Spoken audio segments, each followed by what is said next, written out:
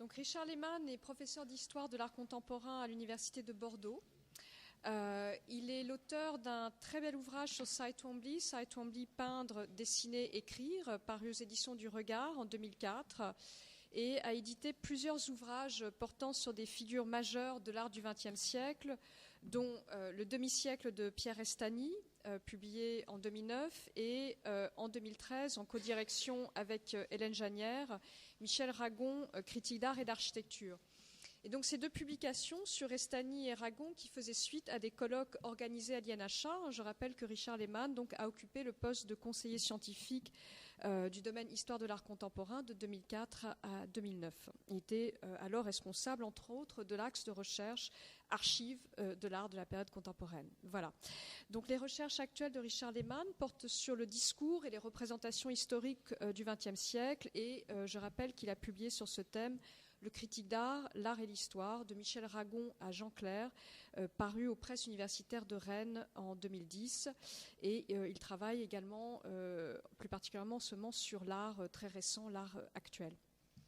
Donc, sa communication s'intitule « Remarques introductives pour une histoire de la critique d'art française des années 70 ». Merci. Merci. On entend.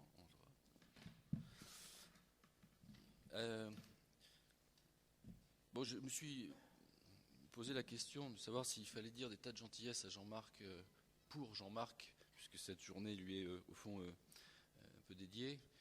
Et au départ, je me suis dit non, parce que j'aurais trop à dire d'une certaine manière. Et puis, du coup, en écoutant mes prédécesseurs, il apparaît au fond dans mon titre, même si je ne parlerai pas de Jean-Marc Poinçot, que je pourrais le faire, puisque la critique d'art française des années 70, Jean-Marc l'a montré lui-même dans son intervention tout à l'heure, et Jacques Lénart l'a rappelé également, Jean-Marc Poinçot, au fond, c'est un de mes objets, et pas le moindre.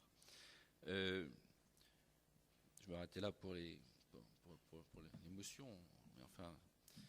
Alors, donc, je voudrais évoquer trois petites choses à propos des années 70. C'est pour ça que j'appelle ça des remarques introductives, parce qu'elles sont vraiment très introductives. Ce ne sont pas des choses qui sont encore très...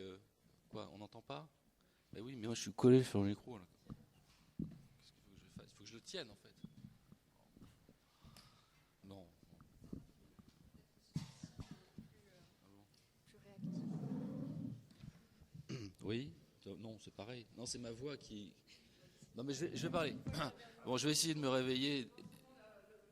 Ah, le technicien, tiens, bonjour. Ça me rappelle des souvenirs. Voilà, ça va. Ah, ben voilà. Quand la technique supplée à la... Voilà, donc je disais que je voulais évoquer quelques points qui puissent faire office d'un chapitre supplémentaire au livre donc, que Larissa a eu l'amabilité de rappeler sur la critique, l'art et l'histoire, qui s'arrête au fond en 1972, mais enfin j'avais dans mes propres archives un chapitre pas tout à fait terminé, qui était un chapitre sur l'année 1977, et c'est de ça que je vais vous parler aujourd'hui. De ces éléments justement encore qui restent encore dans un carton et qui n'en sortiront à part aujourd'hui sans doute jamais. Voilà, et tout en disant qu'on pourrait dire beaucoup de choses par rapport aux années 70 évidemment, et moi je pense évidemment à la 7e Biennale de Paris en 1971 qui a été évoquée par Jean-Marc, où on voit apparaître sur le marché, si je puis dire, de la critique d'art, sur cette scène, disons, de la critique d'art, pour prendre une métaphore chère à des gens comme Restany ou Ragon, une nouvelle génération avec des gens comme Catherine Millet, Alfred Pachman, Jean-Marc Poinçot, donc Daniel Abadi ou Jean Clair. Je parle là des critiques qui ont fait la 7e Biennale de Paris en 71. Et donc cette nouvelle génération qui s'exerce aussi dans la création d'un certain nombre de revues, Art Press évidemment, mais bien d'autres. On pourrait signaler aussi dans ce champ d'un renouvellement de la pensée critique quelque chose qui touche plus le monde universitaire.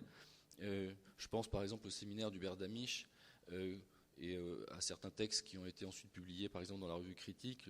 Je pense à un texte en particulier, L'Arrêt en 74, qui est un texte absolument magnifique qui joint Damisch et un certain nombre de ses étudiants, Jean-Claude Bonne, Yvain Limbois, me semble-t-il. Enfin, et donc là, il y a une nouvelle pensée critique, mais je dirais de caractère non pas universitaire tout à fait, puisque ni Hubert Damisch ni Yvain Limbois n'ont pu ou souhaité intégrer l'université, qui d'ailleurs à cette époque-là n'en voulait pas, c'était commode. Université toujours, on peut citer Jean Laude et les gens qui autour de Saint-Étienne ont en 1976 et au-delà contribué à renouveler, disons, un certain discours critique sur l'art, sur un art plus ancien, puisqu'il s'agissait là, par exemple, de l'après-guerre pour le colloque de 76. Mais enfin, tous ces gens, je pense à Jean Laude, avaient une pensée critique qui a infusé progressivement des étudiants qui ensuite sont devenus des critiques d'art. Et donc il y a là, au début des années, enfin, dans cette période des années 70, quelque chose comme un renouvellement qu'il faut étudier, enfin qu'il faudra étudier, je pense, un jour comme tel. Bon, j'en reviens donc après cette espèce de prétérition en disant je ne vais pas dire que, etc. Donc j'annonçais tout à l'heure au fond quelque chose plutôt sur 77 qui sera forcément partiel parce que plus j'y pense et plus c'est énorme, parce que tout le monde pense, j'imagine, assez facilement à un premier événement qui est assez marquant en 77, c'est l'ouverture du centre Beaubourg, comme on disait à l'époque, puisqu'on ne l'appelait pas centre Pompidou à l'époque, on appelait ça le centre Beaubourg, même si ça son appellation. Mais aussi, une conjonction qui m'a frappé, c'est qu'au même moment, il y avait la rétrospective de la Biennale de Paris. Enfin, c'est pas tout à fait au même moment, mais disons que la même année, disons, la Biennale de Paris, une anthologie donc qui a été qui faisait une anthologie des biennales de 1959 à 1967, et qui est, je veux dire, pour quelqu'un, je veux dire, de ma génération et en fonction des sources qu'on peut avoir, etc. Autant on a à peu près entendu parler du centre Beaubourg, je dirais, et en particulier de son ouverture. Autant la Biennale de Paris, c'était quelque chose qui était resté relativement peu étudié. Bon. Et je signale donc qu'il y a un fonds Biennale de Paris aux archives de la critique d'art, et qu'on serait bien inspiré d'aller voir un petit peu là-dedans ce qui s'y trouve, parce que il y a toute une histoire là qui réside là. On connaît assez bien maintenant, enfin on a pas mal parlé de la première en 59, éventuellement des 3 ou 4 premières, puisqu'elles se situaient dans un enjeu qui était l'enjeu justement de la fin de ces années 50 et surtout du début des années 60. Mais il faudrait se pencher sur les dernières biennales, sur celle de 71, je le disais tout à l'heure, parce qu'elle me semble tout à fait fondamentale, pour plein de raisons, et puis sur précisément celle de 77. Mais 77, c'est aussi un numéro d'Art Press, qui est un numéro qui m'a semblé, là encore, important. Et c'est de ça dont je vais parler, mais brièvement, puisque comme mes prédécesseurs ont pris plein de retard, j'en profitais pour parler moins, ce qui laissera à Nathalie Boulouche la possibilité de faire une intervention complète. Voilà. Alors, il faudra me couper, hein, sinon, où est-ce qu'elle alors ça est partie? Oui, elle devait aller. Il faudra que quelqu'un me coupe, Jean-Marc. Bon, donc Beaubourg d'abord. Beaubourg, 77, c'est donc le centre ouvre et avec tout un tas de symptômes, je dirais. Ce premier symptôme, c'est évidemment que ça ouvre avec une rétrospective du chant, organisée par Gérard Régnier, dont l'alter ego, tout le monde le sait, est Jean Clair, et qui donc, Jean Clair, avait depuis, au fond, une dizaine d'années, ou plus, une activité de critique d'art, aux chroniques de l'art vivant. Et Jean Clair, qui était connu, entre autres, aussi, pour avoir été un des co-commissaires de l'exposition 72-72, dite exposition Pompidou, qui avait qui a été un des premiers scandales du type de ceux dont le Centre Pompidou, d'ailleurs, enfin l'ouverture du Centre Pompidou, je me suis embellificoté dans ma phrase, pardon. Bon, enfin bref, 72-72, c'est au fond une espèce de préquel, comme on dit maintenant, de critiques qu'on aura pu faire à Beaubourg à partir de 77 et au-delà, des gens comme Baudrillard et ainsi de suite. Donc c'est pas inintéressant que d'une part ce soit Jean Clair qui ouvre au fond le centre Pompidou avec l'exposition Duchamp, et deux, que ce soit Duchamp, puisque Duchamp c'est précisément, au fond ça devient à ce moment-là le paradigme de l'art contemporain, contre d'autres paradigmes qui ont pu exister auparavant, notamment au Musée national d'art moderne, puisqu'au Musée national d'art moderne, dans les temps plus anciens, qui remontent en gros à l'après-guerre et jusqu'aux années 60, le paradigme c'était plutôt Cézanne ou Matisse que Duchamp, évidemment. Donc, plusieurs types de symptômes. Bon, il faudrait évidemment voir qu'il y a quand même, là encore, Jean-Hubert Martin qui fait une exposition sur l'art islandais, Abadi qui fait une exposition sur Gerhard Richter.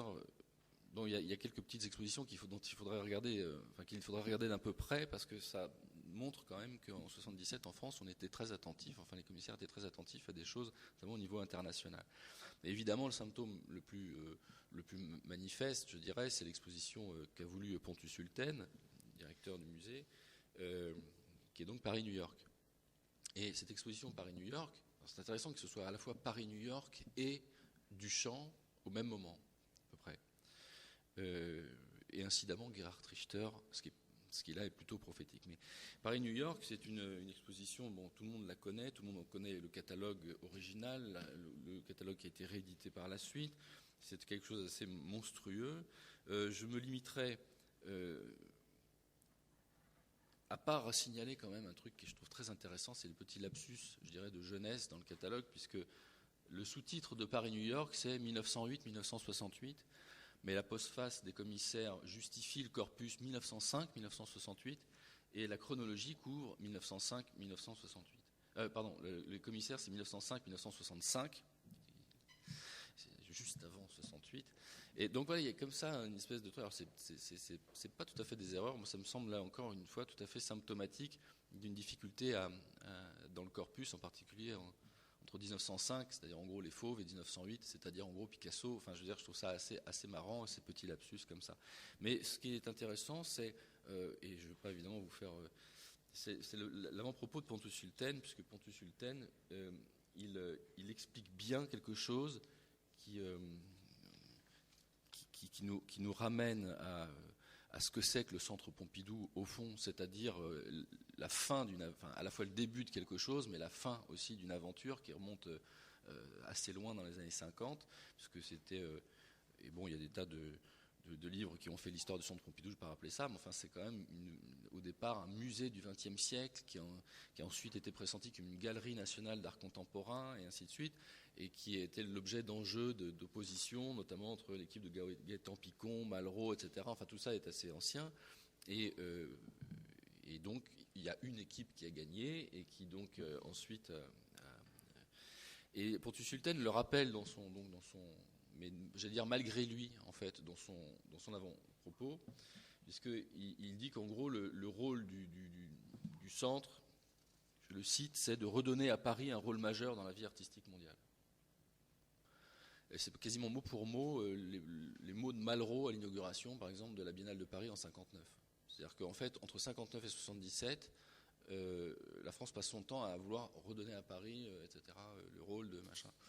Alors, c'est marrant parce que ce faisant, la structure de l'article de Pontus Hulten dans le texte reproduit d'ailleurs la structure même de l'exposition, c'est-à-dire en gros un Paris d'avant-guerre et un New York d'après-guerre.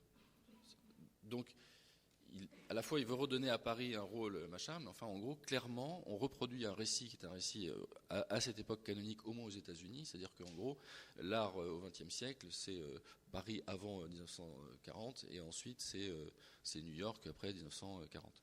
Donc avec Jackson Pollock pour pivot dans le texte comme dans l'exposition, c'est Pollock qui assume, je dirais, comme d'habitude. Et alors ce qui est intéressant, c'est qu'il dit, par exemple, Pontus Hulten, l'importance de Jackson Pollock tient à la fois aux formes dépassées du monde européen et à l'immense espace américain, etc.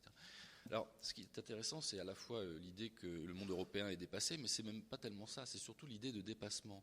Qu'un type comme Pontus Sultem parle d'art en termes de dépassement, c'est que la téléologie, le déterminisme, le finalisme, au fond, le progressisme, l'évolutionnisme, si on veut, est au cœur de la pensée de Pontus Sultem. C'est-à-dire qu'une forme est dépassable. C'est-à-dire qu'il parle d'avant-garde, au fond, c'est le principe d'une pensée progressiste, d'une histoire progressiste, et cette histoire progressiste, elle est ancrée dans une structure qui est celle du remplacement de New York par Paris, y compris dans le texte de Pontus Sulten et dans l'exposition elle-même. C'est-à-dire que la notion même d'histoire progressiste, et ça je vais le revoir mais rapidement à propos de Greenberg et tout ça dans Art Press, c'est qu'en fait, et ça on va voir Marcelin Plenel, c'est lui qui l'analyse très bien, y compris d'ailleurs dans le catalogue de Paris-New York, c'est que la pensée progressiste, c'est une pensée qui s'appuie sur cette dichotomie Paris-New York. Et ce qu'on voit dans le catalogue, je passe sur tous les autres exemples, c'est que ce qui apparaît au fond, c'est un truc un peu paradoxal, à mon sens, enfin, j'en suis là, disons, mes recherches, mais je ne sais pas si je vais les continuer, donc avis aux amateurs, c'est que le problème Paris-New York, c'est un problème qui, en fait, date de ces années-là. C'est pas un problème, c'est-à-dire que l'opposition entre Paris-New York, où le remplacement Serge Guilbeault a montré que dans les années 40, tout ça, les choses se passent sur le terrain, disons. Mais dans l'historiographie, dans la pensée critique, c'est quelque chose qui ne se pense en France qu'à partir de ce moment-là. Je n'ai pas vu beaucoup enfin, à part ce catalogue Paris-New York et les effets du catalogue Paris-New York, à la fois dans d'autres écrits, dans des écrits qui contestent, etc., c'est quelque chose qui commence au fond à ce moment-là. Cette idée qu'il y a une histoire qu'il faut rétablir, etc., en France. Donc en fait, le problème Paris-New York, c'est un problème sur le plan de la critique qui date des années 70 et des années 80. C'est une pensée critique qui, loin, on dit oui, Paris-New York, c'est les années 50. Non, c'est pas les années 50. Paris-New York, c'est les années 70 et c'est les années 80. Et c'est ce qui, en fait, nourrit la pensée critique, une certaine pensée critique, hein, pas la pensée critique de l'art, enfin, disons, qui est en train de se faire, mais cette pensée critique qui se mêle, disons, de faire de l'histoire. Alors, d'ailleurs, il y a un livre Paris-New York qui a été publié, je ne sais pas si vous avez vu ça, au Chêne en 1977, au même moment, donc, opportunément donc c'est un dialogue entre Marcelin Plenel et William Rubin. Et Jean-Louis Pradel, dans son compte-rendu je crois que c'est Opus International, c'est ça, dit, donc c'est un an après, c'est en juillet, en fait, c'est un compte-rendu des événements de l'année, il dit: peu à peu, au soleil fixe de la vérité en art, s'échafaud d'un panthéon de l'art contemporain où les grands abstraits américains se taillent la part du lion. Ainsi, à part les nouveaux réalistes et surtout support surface, entendez donc l'activité forcenée de Restany et l'activité forcenée de Marcelin Plenel, il ne sait rien, c'est un critique qui parle, c'est un critique qui lui a d'autres artistes à soutenir, des artistes qui ont perdu la guerre, hein, on va dire. Je parle de la figuration narrative. Bon, bref, ainsi, à part les nouveaux réalistes et surtout support surface, il ne s'est rien passé d'intéressant en France depuis une vingtaine d'années et rien dans aucun autre pays du monde, excepté les États-Unis. Donc déjà, dès 1977, un critique certes dévoué à la cause de ces artistes qui se sont fait flinguer, pour dire les choses, à la fois par le Restany et par Plenel, mais il se rend bien compte qu'il y a quelque chose qui se passe. Et ce quelque chose, c'est quelque chose qu'il faut lire. Alors, donc j'avais annoncé, je ne sais pas, il me reste beaucoup. Combien 15 minutes? Non, ça va, c'est bien. Alors, c'est les secondes ou c'est des minutes? Alors, oui, donc je disais, il faut lire ça je propose de lire ça, il ne faut pas le faire, mais enfin, je propose de lire ça en conjonction avec cette Biennale de Paris là, de 77, Biennale de Paris, qui est certes organisée par Georges Boudaille, qui est déjà à ce moment-là quelqu'un qui a, comme on dira, un certain âge, mais qui est aussi parmi le comité, il y a toujours Jacques Lassaigne ou Raymond Cognat. Alors là, eux, ils sont très très vieux à ce moment-là. Ils sont très très vieux, et puis quand je dis vieux, c'est parce que Michel Ragon, à l'époque, des années 50 considérait Cognat, qui était vieux, comme un vieux, et Lassaigne, qui était jeune, comme un vieux. C'est-à-dire qu'être vieux, c'est pas forcément être vieux.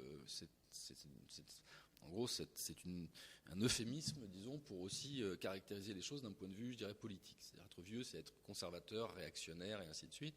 Bon, bref, Jacques Lassaigne, qu'il était moins, quand même, et Cognat, qu'il était beaucoup, même s'il a eu le mérite de créer, au fond, de contribuer à créer la Biennale de Paris, qu'on attribue complètement à tort à Malraux d'ailleurs. Enfin, c'est une erreur qu'il faut redresser. Malraux n'avait rien à voir là-dedans. Il a profité, comme beaucoup de choses, il a profité de quelque chose qui existait avant lui quand il est arrivé. Et bon, donc Cognat, un vieux, donc en l'occurrence, était disons, créateur. Enfin, donc Boudaille, il a affaire encore à quelque chose qui, en 77, est en gros les dinosaures de Laïka, pour dire les choses. C'est-à-dire que c'est des gens qui, effectivement, se sont vus opposés, enfin, auxquels Restani ou Ragon, par exemple, se sont opposés 10 ans avant, quoi. Enfin, donc c'est... Et Boudaille, donc, j'avais intitulé ça « L'histoire rêvée de Georges Boudaille », parce qu'en fait, il ne fait pas du tout le biennale qu'il voulait faire. Il ne peut pas. Et donc, la biennale de ses rêves, il la met dans son introduction au catalogue. Et c'est assez drôle parce que c'est un texte qui reprend le type de palinodies qui sont celles du catalogue de 72 dans l'exposition Pompidou. Il explique que il avoue avoir rêvé d'une rétrospective historique objective aussi complète que possible, et que finalement, je le cite encore, se situant dans une perspective historique, cette exposition saute l'étape qu'aurait été la grande rétrospective historique dont je rêvais pour en tirer la quintessence et en déduire l'exposition qui aurait pu lui succéder. Un peu compliqué, mais enfin, vous savez qu'il y a le mot historique à peu près tous les 3 mots. Et donc, on sent que l'histoire est en jeu. Voilà. C'est-à-dire que faire une exposition, c'est faire l'histoire, quoi. Ce que les Américains ont montré depuis 40 ans, déjà au moins à ce moment-là aux États-Unis, mais que la France est un foutu de faire, parce qu'à chaque fois qu'on veut faire une exposition historique, comme ça s'est passé en gros à partir de 1972, ou ensuite à partir du Centre Pompidou, dans ces années-là, on se retrouve avec sur le dos les artistes, les critiques, enfin bref, tous ceux qui n'y sont pas, parce qu'évidemment ils n'y sont pas, ou tous ceux qui y sont et qui finalement décident de s'en aller, et ainsi de suite. Jean Buren, par exemple. Cette perspective historique dont parle Boudaille, donc, elle est courte, puisque en gros, c'est les années 60, et encore, 59, 67, perspective historique, donc en gros, il s'agit de parler des années 60. Et encore, puisque 67, il manque un peu, comme on dit chez moi. Au départ, la chronologie est courte, donc, mais le spectre large, 3000 artistes quand même, parce que y a toutes les biennales, donc, entre 59 et 67, ça fait 3000 artistes de tous les pays, restreints aux 39 artistes finalement retenus par les commissaires. Après une validation donc des délégués généraux, c'est-à-dire Cognat, Lassaigne et Boudaille. 3000 artistes au départ, 39 à la fin. Et donc, évidemment, dans un texte, une espèce de truc qui est assez drôle quand on y pense. Nous n'essayons pas de nous dissimuler que pratiquer une sélection, ce n'est pas seulement choisir, c'est aussi éliminer, dit Boudaille. Je peux vous dire que dans le contexte des années 70 et précisément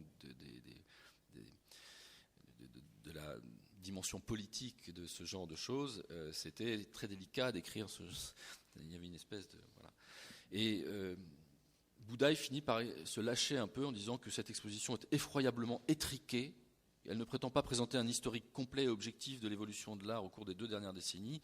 L'histoire elle-même aurait pu être écrite plusieurs fois selon des points de vue différents. Et puis après, il fait une énumération de tout ce qu'il aurait pu faire s'il n'avait pas fait comme ça. C'est typiquement français, ça. C'est-à-dire que les Américains ne sont pas du tout comme ça. Les Américains, eux, ils choisissent 10 artistes, 15 artistes, ils font une exposition, ils assument complètement. Et le grand modèle de ça, c'est Henry Geldzahler en 1970, dans sa grande exposition sur l'art à New York depuis 1940, qui a été une exposition fondatrice, puisque c'est elle, en gros, qui a fixé une histoire mainstream, disons, et dans laquelle Geldzahler avait absolument aucun scrupule. En France, on a des scrupules dès qu'il s'agit d'histoire. Alors, troisième, puisqu'il me reste donc, j'imagine, à peu près 5 minutes, voilà. Alors, donc, je tourne les pages, paf, parce que... donc, Art Press. Art Press, c'est une des nombreuses revues, donc évidemment, donc, il faudrait s'occuper, si on voulait s'occuper de critique d'art dans les années 70, on peut penser évidemment à Robot, on peut penser à la revue de Pluchart, enfin bon, il y en a des dizaines, les chroniques de l'art vivant, et ainsi de suite. Après, c'est surtout parce qu'elle est fondée en 72, enfin, le premier numéro c'est décembre 72, janvier 73, c'est-à-dire, et c'est clairement une nouvelle génération. C'est clairement une nouvelle génération dont les modèles ne sont plus du tout. Il y a des repoussoirs et des modèles qui sont plus tellement ceux de la génération précédente. Même si la génération précédente, je veux dire par là, c'est pas une génération en termes, je veux dire, c'est pas 20 ans avant, hein, c'est des temps assez courts, mais on peut imaginer que, clairement, un type comme Restani est vraiment plus du tout dans l'orbite de cette jeune génération-là, et tous les gens de cette génération des années 60, des critiques des années 60, sont plus dans la course, disons, quand Art Press commence. Donc je ne vais pas parler d'Art Press en 72-73, mais donc en 77, puisqu'en 77, donc, il y a un numéro qui est consacré à l'avant-garde. C'est-à-dire au moment où le Centre Pompidou fait une espèce d'énorme truc avec à la fois Duchamp, Paris-New York, cette espèce de truc dont j'ai simplement évoqué 3 ou 4 petits symptômes tout à l'heure, au moment où Boudaille, avec la Biennale de Paris, démontre au fond que la France, ou en tout cas l'institution Biennale de Paris, est incapable de penser une histoire des années 60 ou 70 à partir de ces expositions, Art Press fait un numéro sur l'avant-garde, et un numéro qui est assez rigolo quand on y pense, puisque la première partie du numéro, c'est un dossier consacré à Marcellin Plenay, et par ailleurs, dans le numéro, il y a des textes relatifs des textes de Clément de Greenberg. Donc en gros, Greenberg, Plenay.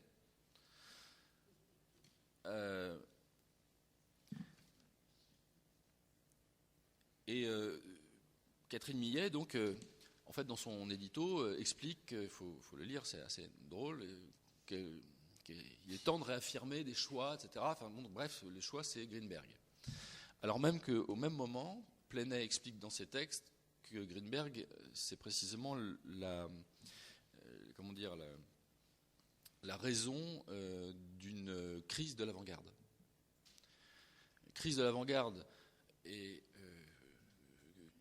là je résume outrageusement Plenay parce que c'est extrêmement compliqué. Plenay entre 77, alors 77, c'est la publication de 3 livres, hein, Art et littérature, l'enseignement de la peinture, et Paris-New York. Donc c'est considérable, et il faut lire tout ça, et toute l'activité, je le dis entre parenthèses parce que j'ai commencé à propos, c'était il y a quelques années, à propos d'une conférence qu'il avait faite au CAPC en 77 ou en 78, donc une archive orale, en l'occurrence, puisque c'est des archives audiovisuelles du CAPC qu'avec l'INHA on avait inventorié, et donc moi j'ai travaillé sur une conférence spécifique, et donc je vous le dis, pour ceux que ça intéresse, il y a beaucoup de conférences qui ont été inventoriées et qui se trouvent, alors pas aux archives de la critique d'art pour le coup, mais au CAPC, et qui pourraient donner lieu à beaucoup de travaux très intéressants.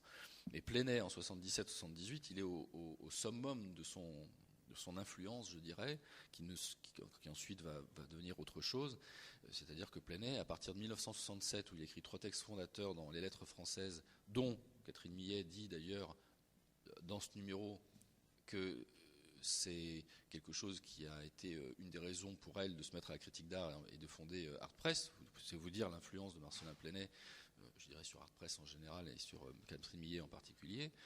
Mais au moment donc où Catherine Millet publie Greenberg, comme d'autres, hein, parce que Macula aussi, il y a beaucoup de gens qui, dans ces années entre 73 et 77, publient des textes de Clément de Greenberg, Marcellin Plenay fait lui le diagnostic que la visée induite par au fond la pensée, la réduction moderniste de Clément de Greenberg est la cause de la crise de l'avant-garde.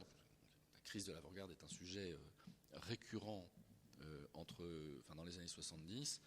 Il y a beaucoup de livres, alors je pourrais en citer quelques-uns, mais je ne sais plus où je les ai mis, donc, qui ont été publiés à ce moment-là,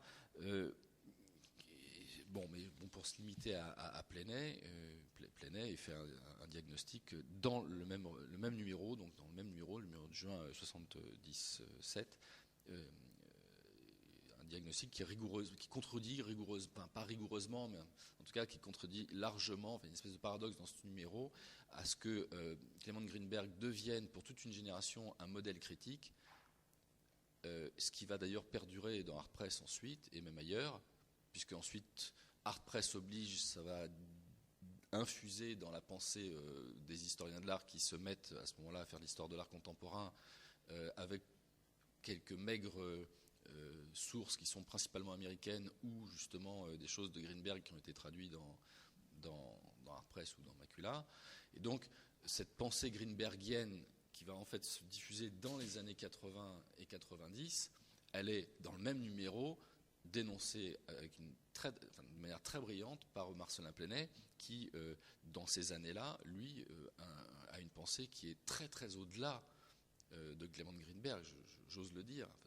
Intellectuellement, c'est extraordinaire. Plenay est quelqu'un sur lequel je peux peut-être travailler, mais j'en ai un petit peu marre de travailler sur les critiques d'art au bout d'un moment. C'est vrai qu'on a envie de travailler sur les artistes, mais vraiment Marcellin Plenay, c'est très très très au-delà de Clement Greenberg, et c'est assez drôle que ce qu'écrit Marcellin Plenay n'ait pas eu l'audience précisément que ce qu'a écrit au même moment, si je puis dire, Clement Greenberg. C'est pas qu'il l'a écrit au même moment, mais en tout cas qui a été publié au même moment en France. C'est fini. Alors bon, c'est dommage parce que j'aurais bien casé Guilbeault et tout ça, mais voilà pour les questions. Eh bien écoutez, je vous remercie. Pardon d'avoir été long et un peu fouillis, mais c'est du work in progress.